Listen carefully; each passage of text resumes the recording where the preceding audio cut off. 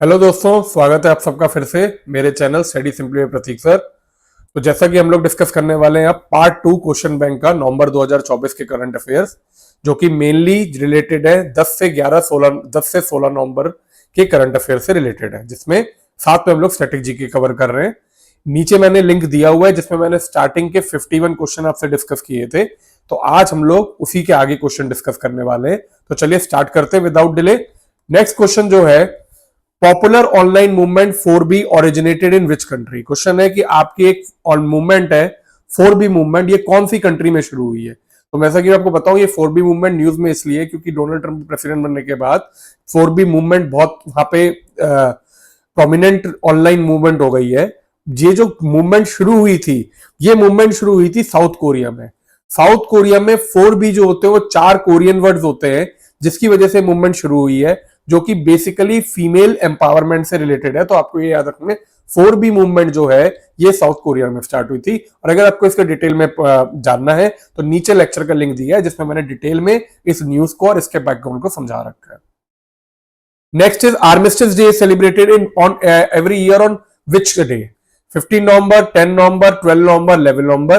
तो इसका correct answer देखो, आर्मिस्टिस डे अगर आपको हिस्ट्री से अवेयर हो तो it is a day which commemorate the ending of world war one. इस दिन वर्ल्ड वॉर वन का खत्म हुआ था, इस वजह से क्या कहते हैं, ये जो है ये डे बनाया जाता है। तो ये डे सेलिब्रेट किया जाता है 11 नवंबर को। 11 नवंबर इज द डे जब ये सेलिब्रेट किया जाता है। अगर इसके बारे में आप जानना चाहते हैं तो इसके बारे में भी आप जान सकते हैं। देखिए 4B मूवमेंट है, इसके बाद आर्मिस्टिस डे जो था वो 11 नवंबर को शुरू, इसे वेटरन्स डे या फिर रिमेम्बरेंस डे के नाम से भी जाना जाता है।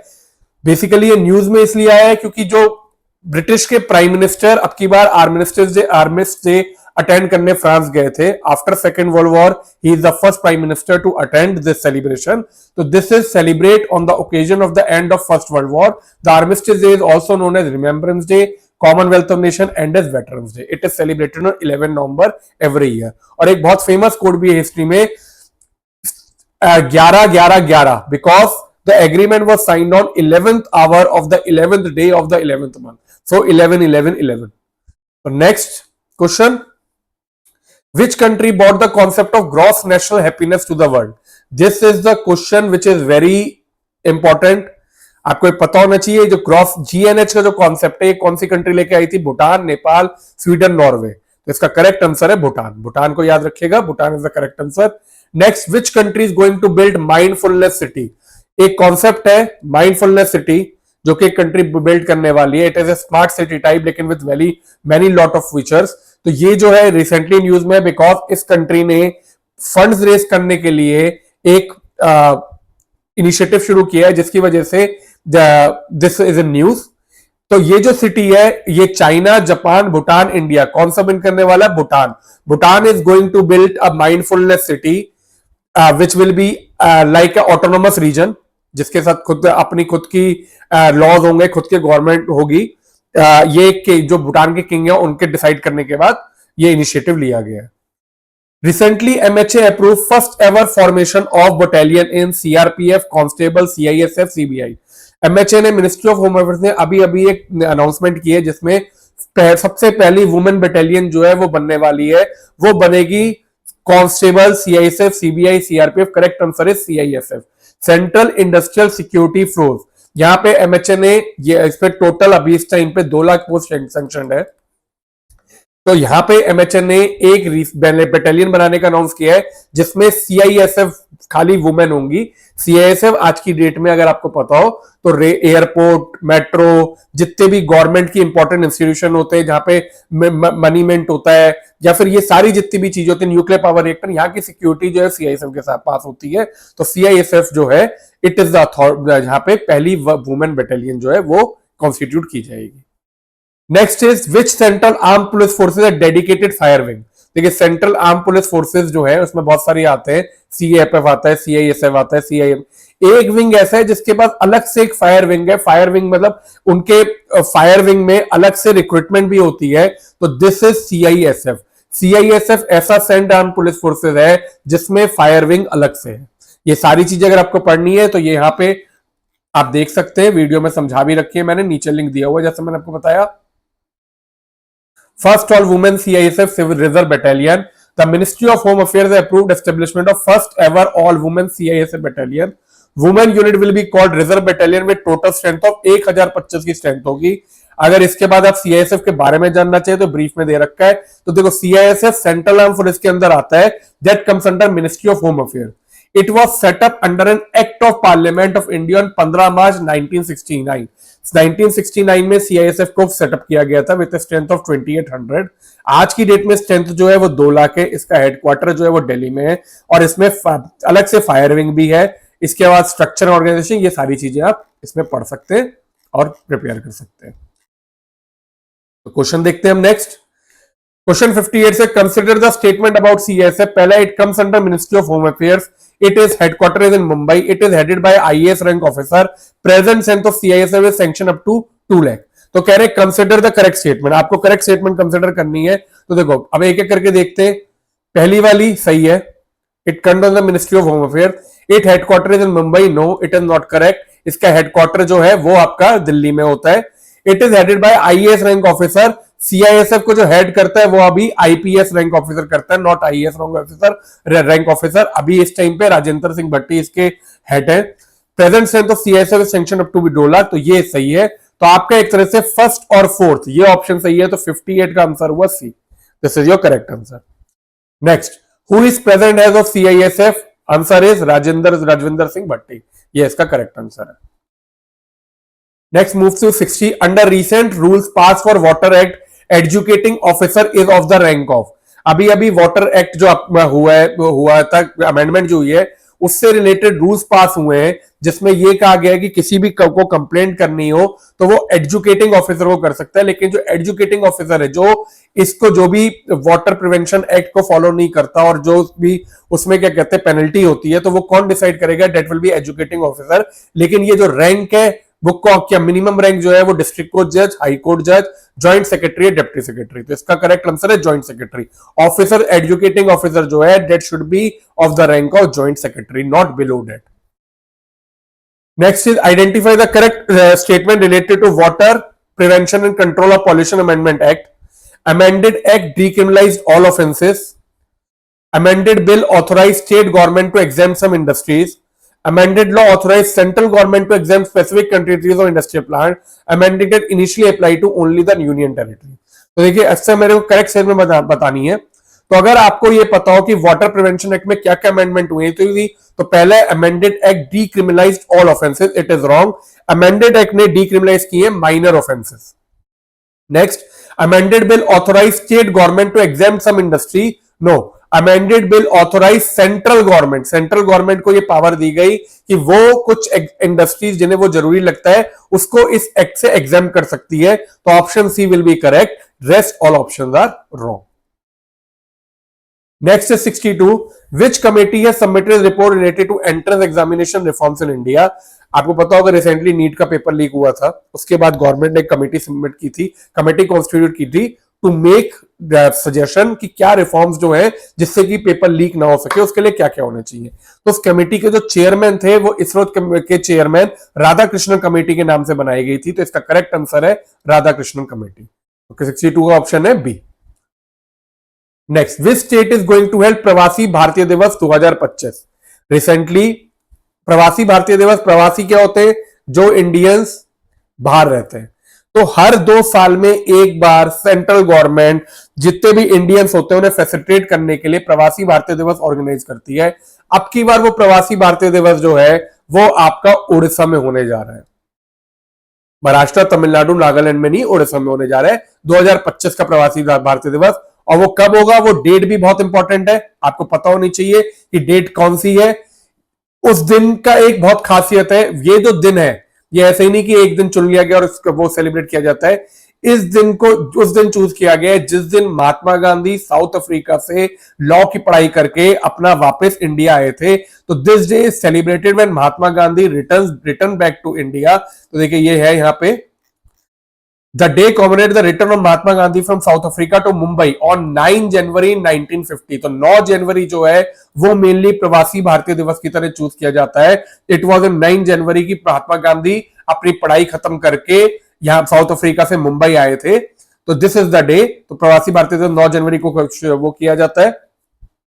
हु गिव्स प्रवासी भारतीय सम्मान ड्यूरिंग प्रवासी भारतीय दिवस? Prime minister, chief minister, president, governor. Correct answer is president. जो हर बार जब ये प्रवासी भारतीय दिवस होता है तो प्रेसिडेंट अराउंड 30 रेसिपिएंट्स को प्रवासी भारतीय दिवस सम्मान देती है। This is the highest award of for overseas citizen, तो ये प्रेसिडेंट देती है।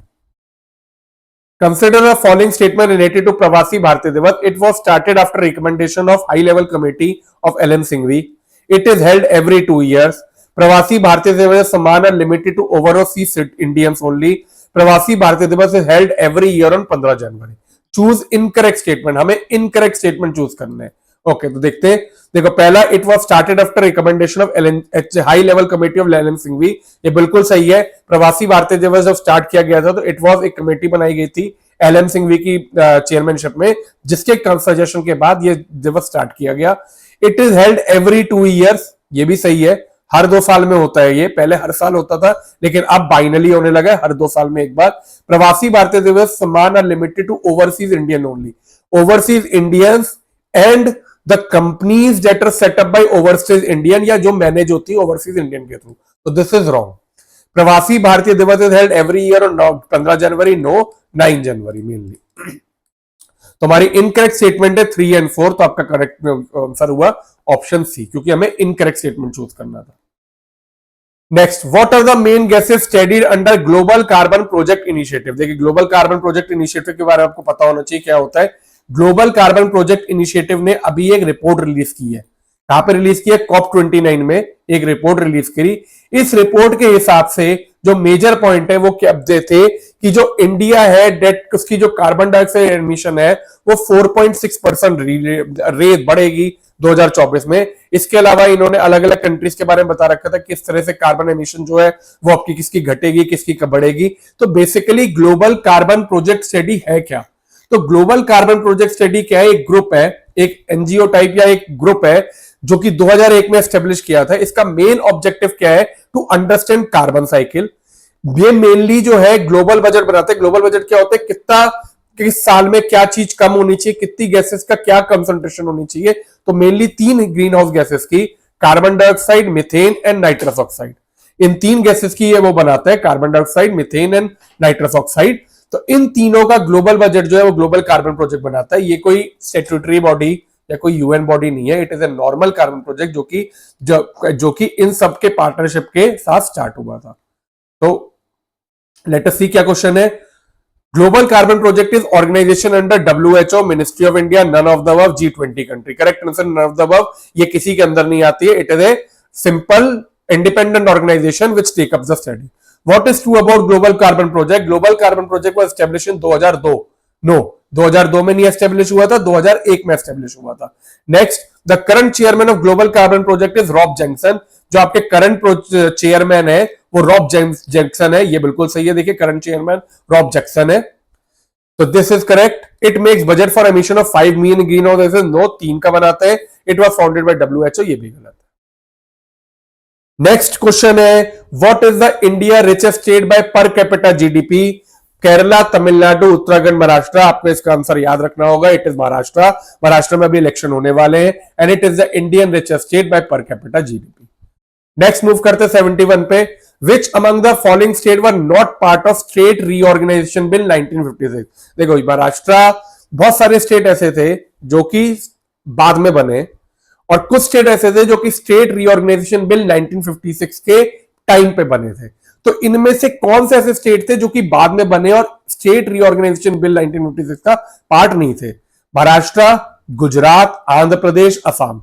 तो आपको मैं बता दूं, ऑप्शन है ऑल ऑफ द अबव, या तो चारों, या नन ऑफ द अबव, 1 और 2, 4। तो देखो, महाराष्ट्र जो था ये 1956 में नहीं बना है, ये बाद में बना है। बॉम्बे स्टेट को डिवाइड करके 2 स्टेट बनाए गए थे, महाराष्ट्र और गुजरात। तो फर्स्ट और सेकंड ये दोनों तो अभी आपके नहीं बने थे। आंध्र प्रदेश और असम वर द 2 स्टेट जो कि स्टेट रीऑर्गेनाइजेशन में 1956 में बने थे। तो आपका आंसर हुआ 1 और 2। Next, who has been recently chosen as the new prime minister of Mauritius? Navin Ramgoolam, सीवर्स Ramgoolam, Olaf Scholz, Jugnauth. Correct answer है नवीन रामागोलम को फिर से क्या कहते हैं, मॉरिशस का प्राइम मिनिस्टर चूज किया गया है, इलेक्ट किया गया है, और वो जल्द अब इसके अलावा एक स्पेशल चीज ये, नवीन रामागुलम को प्रवासी भारतीय सम्मान 2008 में भी दिया गया था। तो जो नेक्स्ट क्वेश्चन है, which country recently selected prime minister who has been awarded Pravasi Bharatiya Samman in 2008? तो correct answer will be Mauritius. ठीक है, चलिए नेक्स्ट चलते हैं। Which article of constitution give power to supreme court to pass any decree और order necessary for doing complete justice? इसका correct answer जो है, उससे पहले मैं इसका बैकग्राउंड बता देता हूं कि ये क्यों आया है क्वेश्चन। अभी अभी सुप्रीम कोर्ट ने कुछ अपनी पावर्स को यूज करके इस आर्टिकल के अंदर बुलडोजर लॉ के अगेंस्ट कुछ रूलिंग पास करी थी। That is why this question has come related to current affair. और ऐसा आर्टिकल जो कि ये पावर, कॉन्स्टिट्यूशन का ऐसा आर्टिकल जो कि सुप्रीम कोर्ट को ये पावर देता है, दैट इज आर्टिकल 142। तो correct answer is article 142। Next, when is the world diabetes day celebrated? World diabetes day, अभी आपने वर्ल्ड मेट्रोलॉजिकल डे में हमने डिस्कस किया था लास्ट लेक्चर में। अब की बार है वर्ल्ड डायबिटीज डे। तो वर्ल्ड डायबिटीज जो है वो आपको याद रखने के लिए सबसे अच्छा है, चिल्ड्रंस डे जिस दिन होता है उस दिन खूब मीठा खाया जाता है, इसलिए वर्ल्ड डायबिटीज डे उसी दिन होता है। तो आपका आंसर है 14 नवंबर। 14 नवंबर को वर्ल्ड डायबिटीज डे भी सेलिब्रेट किया जाता है। एंड एक इंटरेस्टिंग फैक्ट जो कि अभी स्टडी से आया है, स्टडी निकाली गई है कि दुनिया के आधे डायबिटिक लोग इंडिया में हैं। आप चाहे तो ये स्टडी पढ़ सकते हैं। एक स्टडी रिलीज की गई रिसेंटली, एक क्वार्टर ऑफ अडल्ट, आधे नहीं, 1/4 of the adult living with diabetes globally are in India. 828 million में से 212 मिलियन जो है वो इंडिया में। Which state have not constituted revise state finance commission till now? देखो, हर एक स्टेट को, जैसे हमारा एक फाइनेंस कमीशन होता है, सेंटर बनाता है, हर एक स्टेट को अपना एक स्टेट फाइनेंस कमीशन बनाना होता है। अभी तक एक स्टेट ऐसा है जिसने अपना स्टेट फाइनेंस कमीशन नहीं बनाया और सबने बना लिए हैं। तो which state have not constituted revise state finance commission till now? Correct answer is Arunachal Pradesh. Arunachal Pradesh ने अभी तक अपना स्टेट फाइनेंस कमीशन नहीं बनाया। Which article of constitution give power to constitute finance commission? कौन सा ऐसा आर्टिकल है कॉन्स्टिट्यूशन को जिससे फाइनेंस कमीशन बनाया जाता है? तो ये आपका आंसर होगा आर्टिकल 281, आर्टिकल 235, आर्टिकल 254, आर्टिकल 280। तो this is article 280। Article 280 is the article जिससे, तो आपको ये छोटे छोटे आर्टिकल बेटा ध्यान रखने। आर्टिकल 280 फाइनेंस कमीशन के लिए, अभी हमने पहले पढ़ा, छोटे छोटे आर्टिकल ध्यान रखोगे ना तो रिलेट रहेगा हर एक में। आर्टिकल 142 कॉन्स्टिट्यूशन को पावर देता है टू क्रिएट डिक्री। इसके अलावा आर्टिकल हमने लास्ट में डिस्कस किया था जब राइट टू प्रॉपर्टी वाला। तो these are different articles which you should remember, जो कि न्यूज में आ रहे हैं। Who is the chairman of 16th finance commission? अभी अभी रिसेंटली जो फाइनेंस कमीशन कॉन्स्टिट्यूट हुआ है, 16 फाइनेंस कमीशन, उसके chairman D Subbarao, doctor Arvind Panagariya, Nand Kishore Singh, Shashikant दस्ता। Correct answer is doctor Arvind Panagariya. Arvind Panagariya जो है वो अभी चेयरमैन है और 16 finance commission. Next is who which writer won Booker prize 2024? I hope you are aware, अगर आप न्यूज पढ़ रहे हैं तो आपको पता होगा। जो करेक्ट आंसर है समांथा हार्वे। समांथा हार्वे को बुकर प्राइज मिला 2024 फॉर अ नॉर्मल ऑर्बिटल। इसके अलावा एक और इंटरेस्टिंग बात, जो ऑर्बिटल है, that is the second shortest novel ever written who have won Booker prize.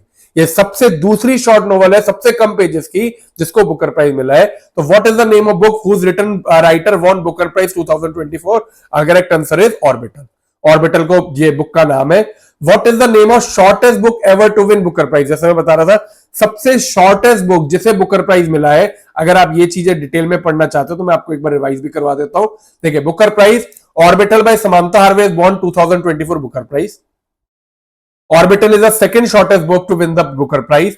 4 pages बड़ी है ये, सबसे छोटी नॉवेल से, जो कि ऑफशोर, जो कि 1979 में लिखी गई थी, ये सबसे छोटी है। Orbital is the second shortest book.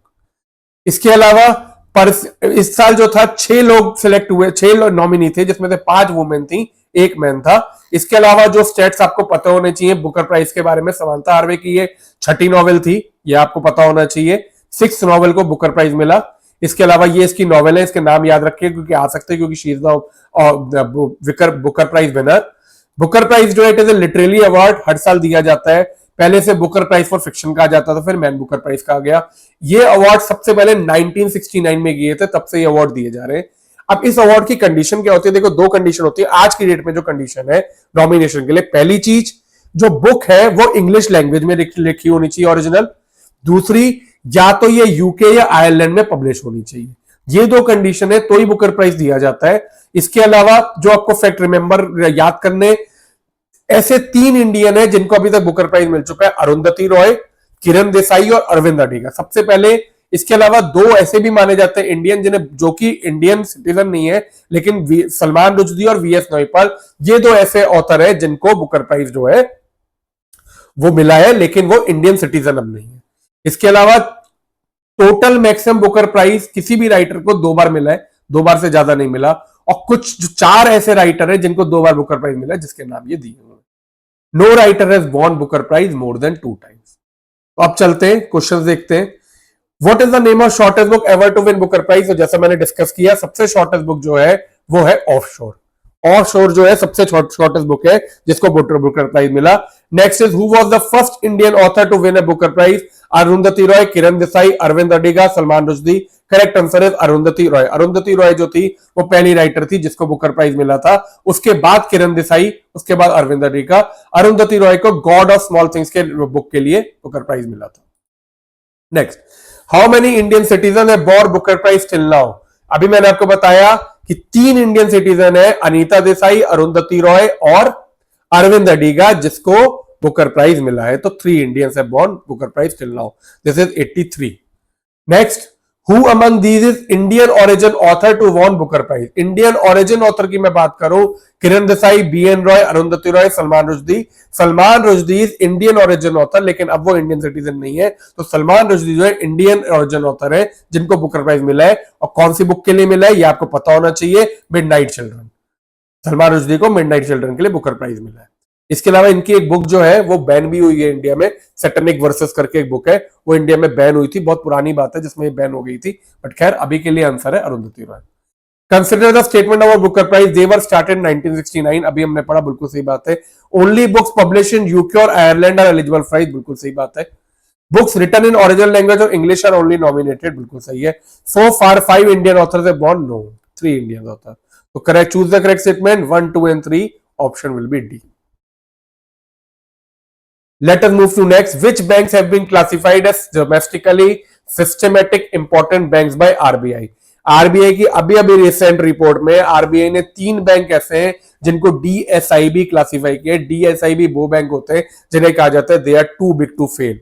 To big to fail मतलब कि वो इतने बड़े बैंक है कि अगर वो फेल हुए तो कंट्री की इकोनॉमी को बहुत नुकसान हो सकता है। तो हर साल आरबीआई जो है कुछ बैंक को DSIB domestically systematic important bank classify करती है। अब की बार जो 3 बैंक है, that State Bank of India, ICICI bank and HDFC bank. Kotak bank और बैंक ऑफ बड़ौदा कभी भी डीएसआईबी की लिस्ट में नहीं आए, तो आप ऐसे याद रख सकते हैं। और सबसे पहले जो बैंक थे जिनको क्लासिफाई किया गया था वो था state Bank of India, ICICI. HDFC को 2 साल बाद ऐड किया गया। तो इस बार से अगर हम लोग देखें कौन से बैंक हुए, तो 1, 2 and 3 अब की बार का करेक्ट आंसर है ऑप्शन डी। तो option D is the correct. Next is in which framework related to DSIB were launched? कब डीएसआईबी लॉन्च हुए थे? DSIB were launch in the year 2014।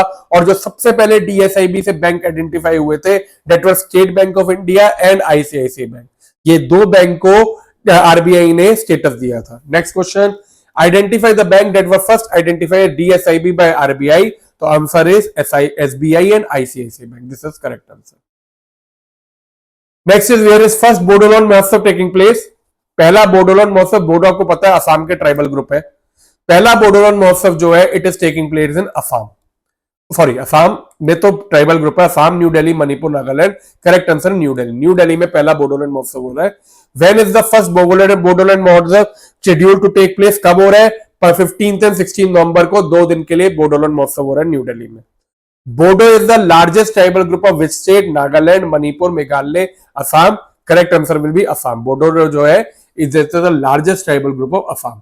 अभी अभी ये क्यों सेलिब्रेट हो रहा है? जो एक पीछे क्रॉस साइन हुआ था जिसमें बोडोलैंड को बोडोलैंड ऑटोनोमस रीजन करके सारा एग्रीमेंट साइन हुआ था, बोडो अकॉर्ड, उस वजह से क्या कहते हैं उसे सेलिब्रेट करने के लिए ये चीजें ये बोडो हो रहा है। तो देखिए the first Bodoland Mahotsav mark the restoration of peace in Assam Bodoland region following the historic Beijing Bodo peace accord, जो कि 27 जनवरी 2022 को हुआ था, जिसमें आपका जो बोडो पीस अकॉर्ड है उसने Bodoland territorial reason BTR Assam में कॉन्स्टिट्यूट करने की परमिशन दी थी। तो इसी चीज को सेलिब्रेट, पीस को सेलिब्रेट करने के लिए एक तरह से, क्योंकि नॉर्थ ईस्टर्न स्टेट में मिलिटेंट एक्टिविटी बहुत ज्यादा है। आज की डेट में मणिपुर में भी एथनिक वायलेंस चल रही है बिटवीन मैती ग्रुप जो और आपका कुका ग्रुप में। Next is which country is hosting BRICS summit 2024। BRICS summit जो है that is being starting from 19 November. ये कंट्री जो होस्ट कर रही है New Zealand, Russia, China, Brazil. Correct answer is Brazil. Brazil अब की बार ब्रिक्स समिट को होल्ड कर रही है। Which country has been offered partner country status by BRICS from given below country. Somalia, Cambodia, Turkey, Pakistan. बहुत सारी कंट्री ने ब्रिक्स में partnership status for membership apply किया हुआ है। रिसेंटली इन चारों में से टर्की को पार्टनर स्टेटस ऑफर किया गया है by BRICS nation. Next is where is Notre Dame famous cathedral located? London United Kingdom, Moscow Russia, Paris France, New Jersey USA. ये क्वेश्चन इसलिए पूछा गया है, नॉट्रे डेम जो है वो अभी रिसेंटली 7 दिसंबर को रीओपन होने वाला है। 5 साल पहले इसमें बहुत आग लगी थी। तो ये कहां पे फेमस है? It is famous in Paris France. Notre Dame is very famous cathedral of Paris France. So answer is option C. A famous cathedral is set to reopen after 5 years after fire engulfed it. Identify the name of cathedral. मैंने आपको बता दिया, it is Notre Dame de Paris. Identify the correct statement of below related to Notre Dame Cathedral. It is located in Bordeaux, France. No, it is in Paris, France. It was built during the reign of King Louis VII. It is correct. ये जो है ये king Louis 7 के rain में बनाया गया था। Cathedral is dedicated to Virgin Mary. This is also correct. It is believed that cross of Jesus is placed here. No, it जो ये माना जाता है कि जो जीसस का क्राउन था क्रूसिफिकेशन के टाइम पे वो इधर रखा गया, नॉट क्रॉस। नेपोल पे Bonaparte's crown empire at the cathedral, ये भी सही है। तो आपसे क्या correct statement? 2, 3 and 5 option will be C. तो 96 का option is C. Let us move to 97। Recently, November 2024, 6 areas state have been placed under FSPA. Identify the state. अभी 6 areas, basically 6 police station 5 area में under arm forces special protection act रखे गए हैं। वो due to violence disturb area declare करके, और वो जो स्टेट है वो है मणिपुर। मणिपुर में फिर से क्या कहते हैं, AFPA को लागू किया गया है। Now let us move to next 98. What is the term as corrective phase of index in Indian market? देखो, this is economics related question. होता क्या है, आप जब कभी भी मार्केट क्रैश करती है तो जब निफ्टी क्रैश करता है, जब इंडियन मार्केट सेंसेक्स क्रैश करता है, तो ये देखा था किससे परसेंटेज पॉइंट गिर रहा है। तो करेक्शन फेज क्या होता है? अगर इंडेक्स 10% से ज्यादा गिर जाता है तो इसको करेक्शन फेज कहा जाता है। तो आपका करेक्ट आंसर हुआ when index fall more than 10% of last peak level. तो ये आपका करेक्शन फेज होता है। नेक्स्ट फेज होता है आपका बियर मार्केट फेज। तो what percentage drop is as bear market phase in economy? जब आपका करेक्ट जो इंडेक्स है वो मोर देन 20% गिर जाता है तो वो आपका बियर मार्केट फेज में चला जाता है। तो correct option will be option C. तो ये कुछ इकोनॉमिक्स के क्वेश्चन है, तो आपको ये ध्यान होने चाहिए कि आपका इंडेक्स जो है वो करेक्शन फेज में कब होता है, बियर मार्केट फेज में कब होता है। Let us move to next question. Which country recently announced that it will bring legislation to keep children under age of 16 और सोशल मीडिया प्लेटफॉर्म? अभी एक कंट्री ने अनाउंस किया है कि जो आपका सोशल मीडिया होता है उसमें एक लेजिस्लेशन आई जाएगी to keep children under age of 16 social media through, Instagram, Facebook अगर इन्हें करना है तो उन्हें परमिशन लेनी होगी। डिफरेंट रेगुलेशंस अभी आई नहीं है लेकिन अनाउंस किया है, लेजिस्लेशन आएंगे। The correct answer is Albania, France, Singapore, Australia. Correct is Australia. Australia में ये चीज अभी अनाउंस हुई है। Next, consider the statement given below. Expanded AMPMJAY covers all citizens of age 70 years and above, irrespective of Indian status. बिल्कुल सही बात है, ये मैंने अभी आपको समझाया था। Next, member over the age of 70 years in families already covered in old PMJ are excluded in the same. No. अगर कोई मेंबर्स पुरानी वाली स्कीम में कवर है तो ओल्डर सिटीजन को एक्स्ट्रा 5 लाख का कवर दिया गया। बिसाइड दोस्त कवर, वो तो पूरे घर के लिए हुआ, और ओल्डर सिटीजन को अगर हस्बैंड वाइफ है तो दोनों को 5 लाख का एक्स्ट्रा कवर दिया जाएगा। तो this is wrong. AMPMJ give family cover of ₹10 lakh. No, 5 lakh का दिया जाता है। Older citizen who have own private insurance cover are eligible to have IG। हाँ, बिल्कुल सही है। अगर आपके प्राइवेट इंश्योरेंस कवर भी है लेकिन आप 70 साल से ऊपर है तो आप इस स्कीम को ऑप्ट कर सकते हो। तो correct statement is 1 and 4, option C. Next move करते हैं 102 में। India is hosting first time a global maritime conference on 18-19 November 2024। What is the name of conference? Udan, Madhyam सागर, मंथन, सागर मंथन। करेक्ट आंसर इज सागर मंथन। सागर मंथन वो इंडिया जो है पहली बार इस कॉन्फ्रेंस को होल्ड कर रही है, ग्लोबल मैरीटाइम कॉन्फ्रेंस, और correct answer is Sagar Manthan. Where is the India hosting is first ever global anytime conference? कहां पे होस्ट कर रही है इंडिया? तो इसका करेक्ट आंसर है उत्तर प्रदेश, असम, महाराष्ट्र, दिल्ली। करेक्ट आंसर है न्यू दिल्ली। न्यू दिल्ली में कॉन्फ्रेंस होने वाली है on 18-19 November. Which group of country has pass regulation of CBM? CBM ये आपका एक लेजिस्लेशन है जो कि एक ग्रुप ऑफ कंट्री ने पास किया है, जिसकी बहुत क्रिटिसाइजेशन में हो रही है। इसका डिटेल आप मैंने लेक्चर में पढ़ा रखे हैं, आप उसे समझ सकते हो। मैं आपको ब्रीफ में बता देता हूं। ये लेजिस्लेशन ये कहता है कि अगर किसी कंट्री में जो कार्बन बेस्ड प्रोडक्ट इंपोर्ट करके करती है, अगर उसमें कार्बन एमिशन ज्यादा है एज प्रिस्क्राइब वैल्यूज, एक प्रिस्क्राइब वैल्यू से ज्यादा है, तो उसको इंपोर्ट टैक्स एक्स्ट्रा देना होगा। ये जो है Baltic country, Nordic country, landlock country, European Union, this is pass by European Union. Correct answer is D. D is the correct answer. European Union ने ये रेगुलेशन पास किया है, CBM. So next question, what is the full form of CBM? CBM जो है EU की legislation है, जैसे हम लोग डिस्कस कर रहे थे। तो इसकी फुल फॉर्म है carbon border adjustment mechanism. So option B is correct, carbon border adjustment mechanism. Next question, consider a statement related to CBAM. It is a EU legislation, correct? CBAM is a part of Fit for 55 in 2030 package announced in COP framework. No, COP framework में announce नहीं किया गया था, European Union ने announce किया था। CBAM process tax on imported good based on carbon emission, सही बात है। CBAM is being implemented in all developed countries. No, it is not being implemented in all developed countries, only in European Union ये legislation आई है। तो correct statement कौन कौन सी हुई? Option 1 and option 3 C but. Let us move to 107। Which state has launch Taruner Swapna scheme which is under police investigation? Tamil Nadu, Bihar, Odisha, West Bengal. Correct answer is West Bengal. West Bengal ने scheme launch की है। Next, what is true about Taruner Swapna scheme? It was launch by West Bengal government. It was, ठीक है, it is for student for buying tablets. जी हाँ, ये scheme जो थी वो वेस्ट बंगाल गवर्नमेंट ने हर एक स्टूडेंट को 10,000 रुपए दिए गए थे गवर्नमेंट स्कूल या गवर्नमेंट एडेड स्कूल को, टू बाय, हर एक स्टूडेंट की बाय टैबलेट फॉर स्टडी। तो second option is correct. It is for farmer for buying HIV set, wrong. Amount of rupees 10,000 provided to each beneficiary, this is correct. तो correct option will be 1, 3 and 4, option C. Choose the correct statement. Government has taken to increase rice export from India. तो अभी अभी recently announcement आई है कि India के जो rice export है that has cross $1 billion, which is very high. तो इसके लिए कुछ गवर्नमेंट ने कुछ स्टेप लिए थे एक्सपोर्ट्स के लिए। तो उसमें से कह रहे हैं क्या क्या करेक्ट स्टेटमेंट है जो गवर्नमेंट ने दिया है। Non basmati white rice export bans were lifted, बिल्कुल सही है। पहले बैन लगा रखा था, वो लिफ्ट किया गया। Eliminated export duty on non basmati rice and basmati rice, दोनों में एक्सपोर्ट ड्यूटी एलिमिनेट नहीं की गई। नॉन बासमती राइस में एक्सपोर्ट ड्यूटी को 20% जो होती है वो एलिमिनेट किया गया, और जो आपके बासमती राइस के जो और प्रोडक्ट है उसमें आधी की गई। तो this is wrong but this is correct. Fix minimum export price of $500 per ton, no, this is wrong. तो your correct option will be option 1 and option 3। ये स्टेप लिए थे, option 1 and option 3, option A is correct. Which country is the biggest exporter rice? कौन सी country ऐसी है जो कि सबसे बड़ी एक्सपोर्टर राइस की? तो सबसे बड़ा एक्सपोर्टर जो राइस का है वो है इंडिया।